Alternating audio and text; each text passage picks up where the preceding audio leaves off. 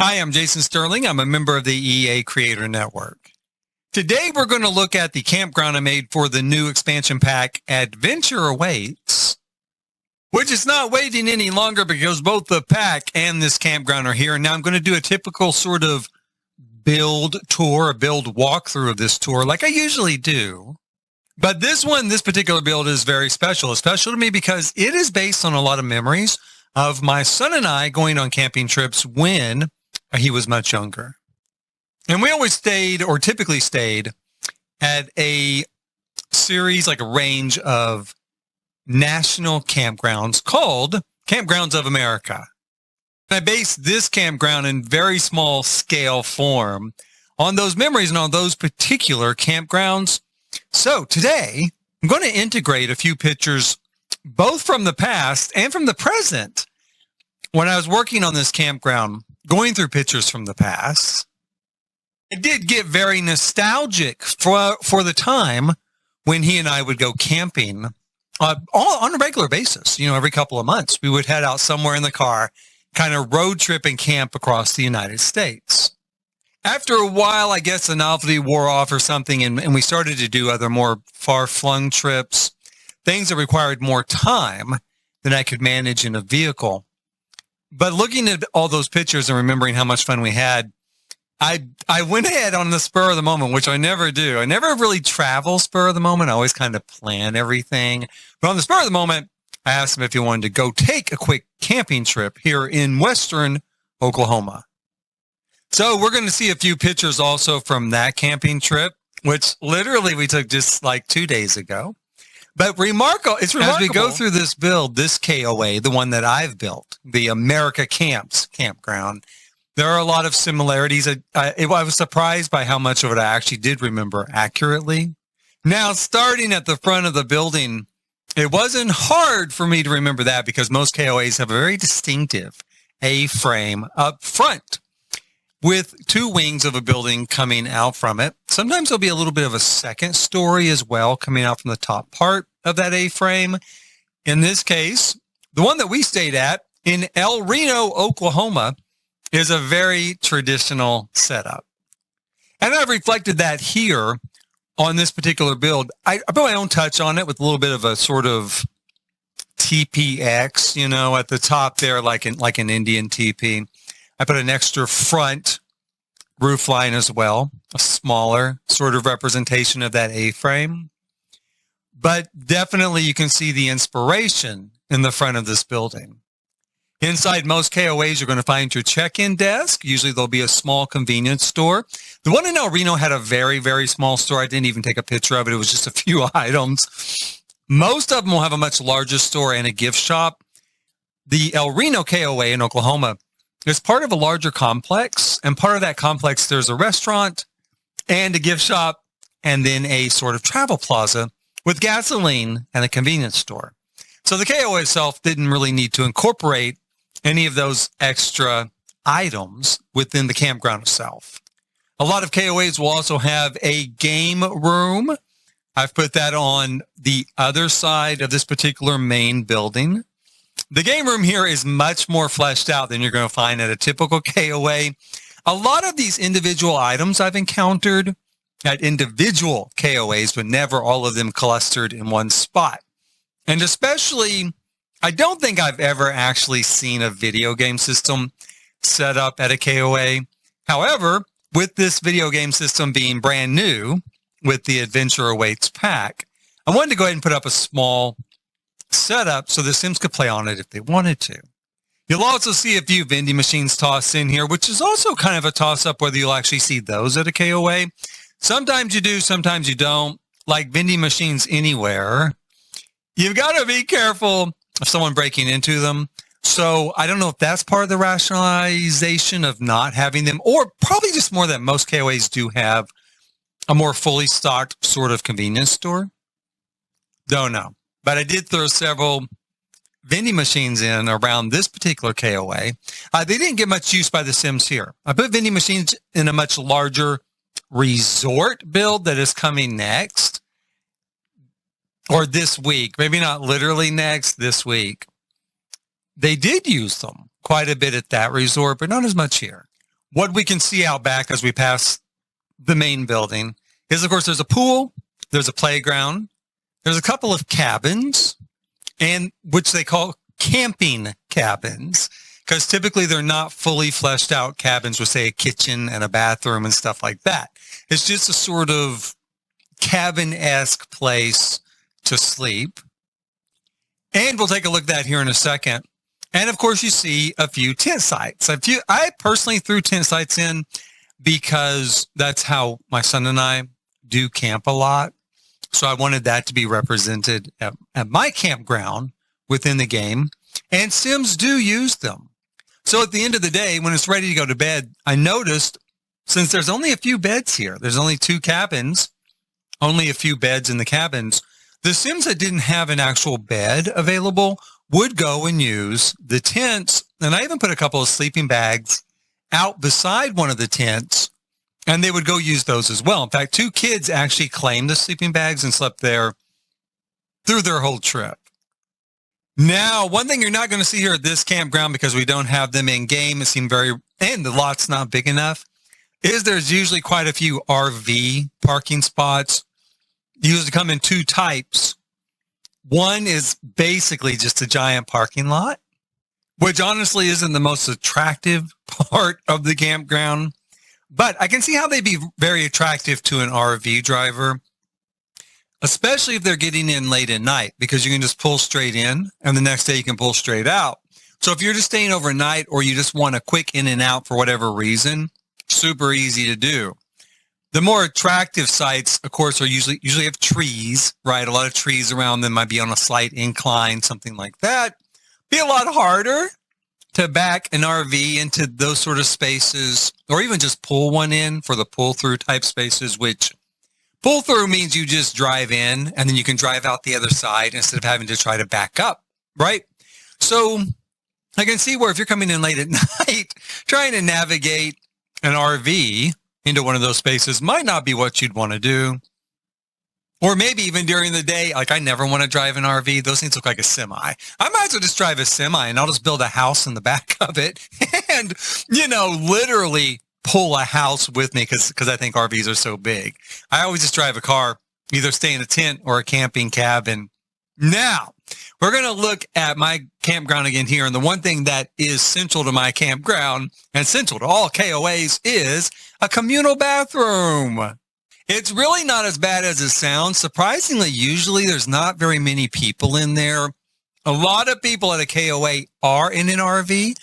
Most RVs have a bathroom included with them, right? But the tent sites and the camping cabins will use these particular restrooms. There are self-contained toilets, self-contained showers. So the showers are not a typical communal gym type shower, but self-contained cubicles. You can see a picture here of one of them. Now in my game, I just used a door. Most of them do have curtains, as you can see here. So a curtain across the front where there's a little dressing area and a little kind of built-in bench. And then a curtain further in, and a second curtain across the shower part. And I say a curtain across the front. There was not a curtain across the front on this one, come to think of it. There was a door. So there was a door that you shut and lock just like a bathroom door or a stall door. So actually there was a door, not a curtain. Door, then curtain for the shower. The water pressure is usually pretty good. A lot of them are kind of old because KOAs are kind of old. But, it worked, and my son and I are really comfortable with using it. And you're going to have a long bank of sinks. Again, I was surprised I put the little soap dispensers, in the middle of each one, a little paper towel dispenser on the wall. And it was set up exactly like that. Now, I put in a much larger plate glass mirror. This one has a sort of framed mirror at the KOA at El Reno. Different KOAs are slightly different, although overall, they do all look like this in this sort of layout. They are slightly different, but this one really, really did match what I had sort of drawn out. The one thing that doesn't match my build with reality is that most KOAs are very stretched out. They're very, very large. You can see from some of the pictures here, they're very stretched out. So you're not typically going to find the bathhouse right next to the main building. You're not typically going to find camping cabins right next to the main building, right? It's going to be quite a bit more spread out. But you will find the swimming pool right next to the main building. Almost always, there was a swimming pool this KOA. The pool was closed. Here in Oklahoma, it's typically too cold in October, typically, to swim. During this particular visit, it was almost 90 degrees in October, you guys. But it was closed, so we didn't use it. We didn't ask them to open it or anything like that. I probably wouldn't use it. I don't think I've ever used the pool at a KOA. No, I have. When my son was younger, there were a few times I got in the pool with him, of course. Yeah, because I would have done it for that reason. There was also, though, a pillow bounce, they call it, which is what it looks like, right? Just a big pillow set into the ground and you jump on it like a jumping house. I've only seen those one other time, and that was in South Dakota. But they've got one here at El Reno, too. And then the playground, which looks remarkably familiar, doesn't it? Looks just like the playground that came with the pack in the game with this new pack, Adventure Awaits. I was surprised again. I walk up to the playground, and it just looks exactly like what they put into the game. And that is also not always the case. It just depends with the KOA when you get there. Is it going to be a really old playground? Because I've been on a really, really old playground on a KOA with like leftover equipment from the 70s, like playground equipment. One of those old like spinning sort of like, what do they call those? Like kind of like a merry-go-round, but you just hold on to a bar, right? And your friends spin it like crazy, right? So they still had those sort of playground equipment. And then you come to this place. It's got brand new stuff. Before we get to my son and I's campsite, we'll take a look at the camping cabins. I did not stay in one of these this time. Kind of wish I had once I got there because they had a really nice setup. The cabins overlooked sort of a pond, really a fairly large pond, especially for Oklahoma where we don't have much water.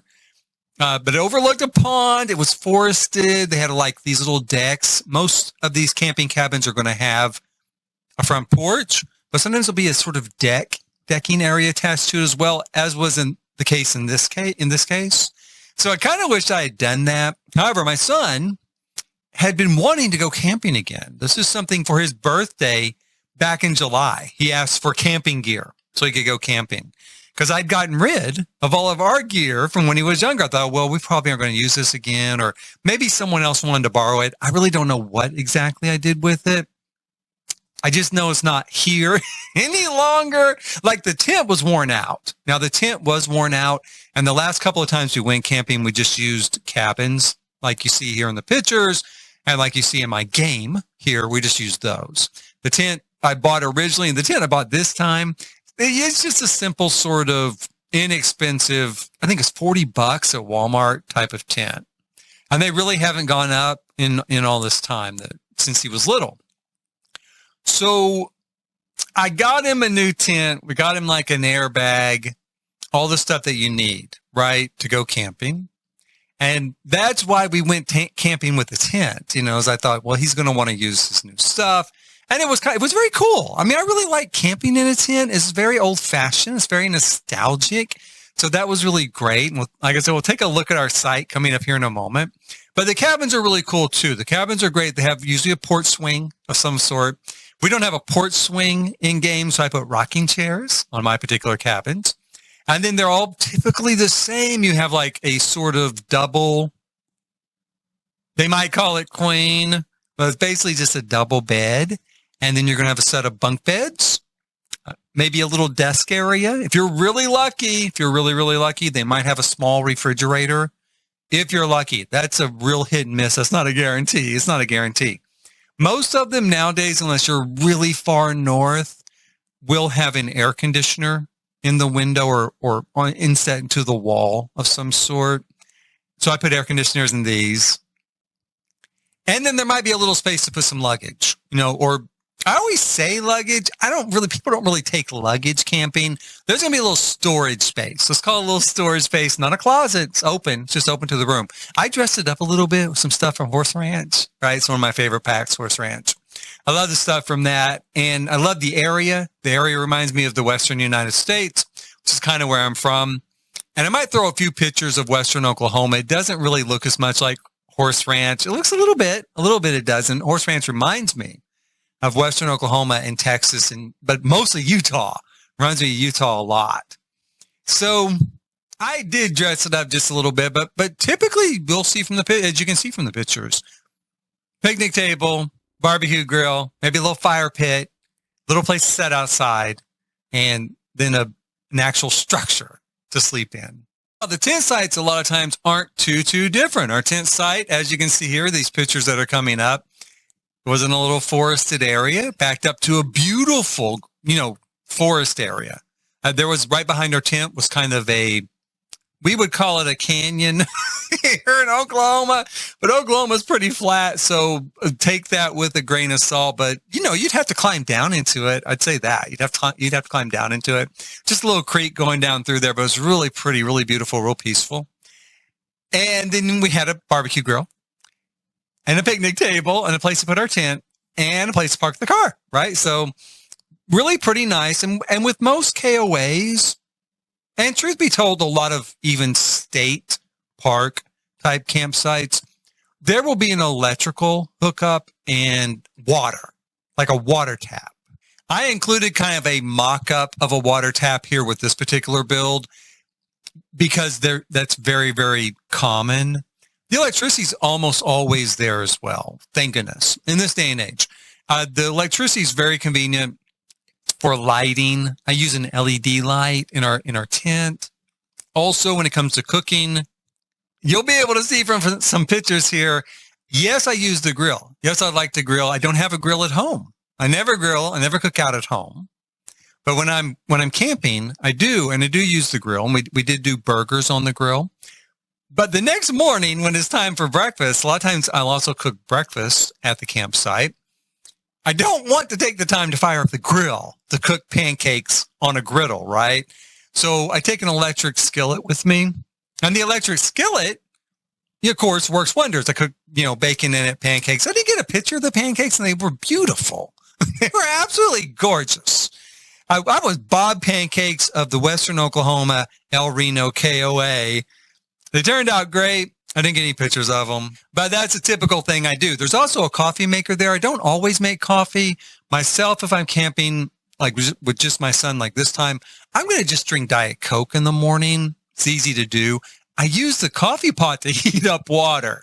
So I heat up water to wash dishes because, again, there's some KOAs. I mentioned this when I was building this, and I put that in this particular campground. They have a camp kitchen. Right? So a camp kitchen is where you can go and wash dishes. So they have an actual sink there. Most do not. I do think this one might have had one. I think I saw an outdoor sink at one point. I didn't go up really and investigate it, but it did look that way. But it didn't really have a counter around it, where you could set dishes once you have washed them. And a typical camping kitchen, that's going to be the setup you're going to have. There's going to be a counter, sink in it, so that you can wash dishes and then set them off to the side, right, after you've rinsed them.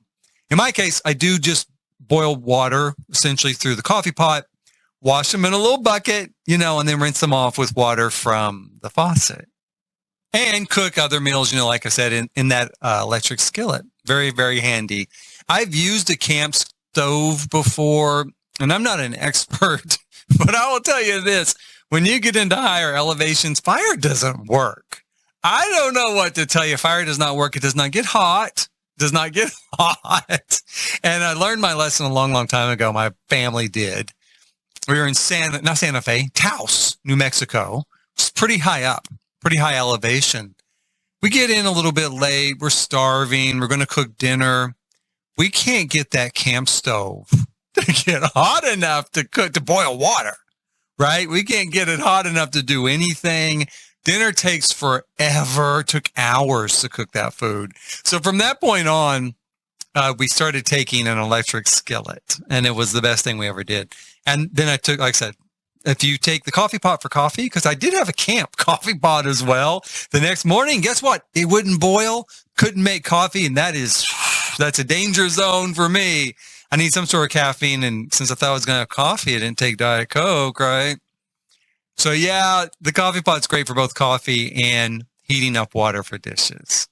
And that's about it. That was the story of our trip and this build, the story of the KOA, the America Camps Campground, inspired by all of the trips I've done through KOAs, through the Western United States and some out east as well, and definitely up north.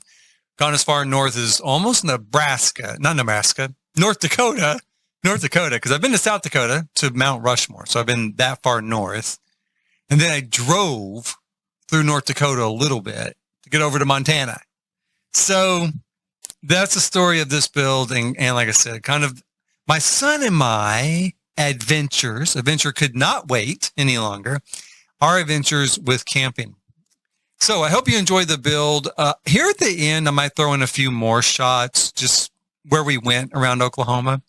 We have a few things we call mountains. They're actually mesas, and they're not nearly as big as a mountain, but the early settlers here did not quibble over technicalities like what's the difference between a mountain and a mesa. So yeah, we went and saw a mesa. We went and saw, like, again, something we would call a canyon. We went and saw some things like a natural spring feeds off to the canyon, right? Stuff like that. And so I might throw in a few shots like this. I'll tell you one thing I love about this KOA, the El Reno KOA. It's only a few miles from where my family's originally from Virginia. So my great-great-grandfather and my great-grandfather, who was 17, and the mom, my great-great-grandfather's wife, they moved out here in 1906 to Oklahoma, 1 year before statehood, and bought a farm, and that farm is only a couple of miles from where this KOA is. Route 66 runs on the back side of this KOA. I-40, Interstate 40, runs on the front side. And Route 66 used to run, or still does, technically, run right in front of my family's farm, which is not my family's farm any longer. And I don't believe so any longer. It could be a distant branch, still has it. But my great-grandfather was not a farmer, just as I am not a farmer.